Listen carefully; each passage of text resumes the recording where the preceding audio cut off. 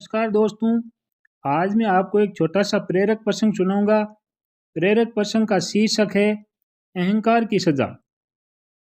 एक बहुत ही घना जंगल था। उस जंगल में एक आम और एक पीपल का पेड़ भी था। एक बार मधुमक्खी का झुंड उस जंगल में रहने आया, लेकिन उन मधुमक्खी के झुंड को रहने के लिए एक घना पेड़ चाहिए था। रानी मधुमक्खी की नज़र एक पीपल के पेड़ पर पड़ी तो रानी मधुमक्खी ने पीपल के पेड़ से कहा, हे पीपल भाई, क्या मैं आपके इस घने पेड़ की एक शाखा पर अपने परिवार का छत्ता बना लूं? पीपल को कोई परेशान करे, ये पीपल को पसंद नहीं था। अहंकार के कारण पीपल ने रानी मधुमक्खी से गुस्से में कहा, हटो यहाँ से, जाकर कहीं और अपना छत्ता बना लो, मुझे परेशान मत करो।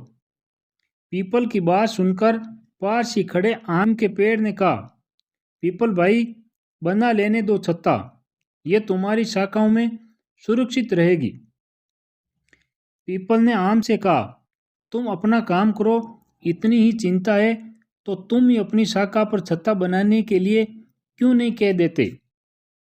इस बात से आम के पेड़ ने मधुमक्खी रानी से कहा, हे रानी मक्खी, अगर तुम चाहो तो तुम मेरी शाखा पर अपना छत्ता बना लो। इस पर रानी मधुमक्खी ने आम के पेड़ का आभार व्यक्त किया और अपना छत्ता आम के पेड़ पर बना लिया। समय बीता गया और कुछ दिनों बाद जंगल में कुछ लकड़हारे आए।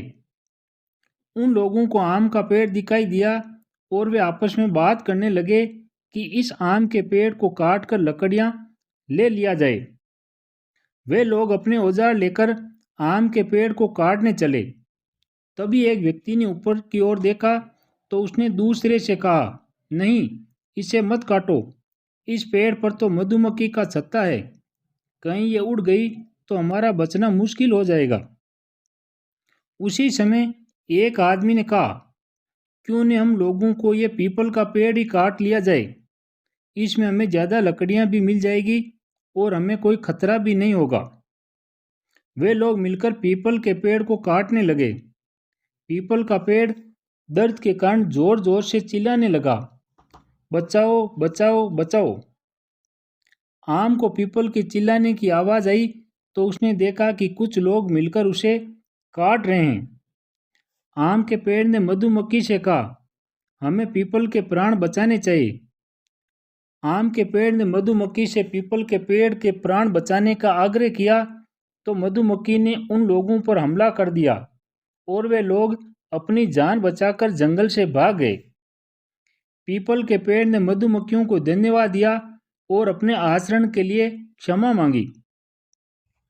तब मधुमक्खियों ने कहा, धन्यवाद हमें नहीं, आम के पेड़ को दो जिन्होंने आपकी जान बचाई है, क्योंकि हमें तो इन्होंने कहा था कि अगर कोई बुरा करता है तो इसका मतलब ये नहीं कि हम भी वैसा ही करें। अब पीपल को अपने किए पर पछतावा हो रहा था और उसका अहंकार भी टूट चुका था। पीपल के पेड़ को उसके अहंकार की सजा भी मिल चुकी थी। इस कहानी से हमें यह शिक्षा मिलती है कि हमें कभी अहंकार नहीं करना चाहिए। जितना हो सके लोगों के काम ही आना चाहिए, जिससे वक्त पड़ने पर तुम भी किसी से मदद मांग सको। जब हम किसी की मदद करेंगे तभी कोई हमारी भी मदद करेगा।